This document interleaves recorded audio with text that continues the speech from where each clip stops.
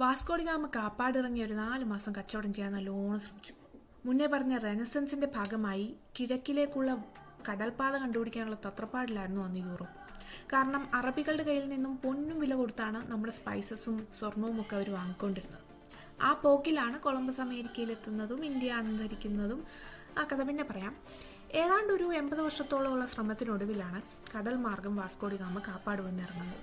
നയതന്ത്രപരമായ ബന്ധങ്ങൾ ഉണ്ടാക്കുന്നതിൽ അദ്ദേഹം ഒരു പരാജയമായിരുന്നു എന്ന് തന്നെ പറയാം. എന്നിട്ട് അവിടുന്ന് നേരെ പോർച്ചുഗീസ് പോകുന്ന വഴി ആഫ്രിക്കയിലേക്ക് അദ്ദേഹം പോവുകയുണ്ടായി. കെനിയയിലെ മൊംബാസയിലും ഇറങ്ങി.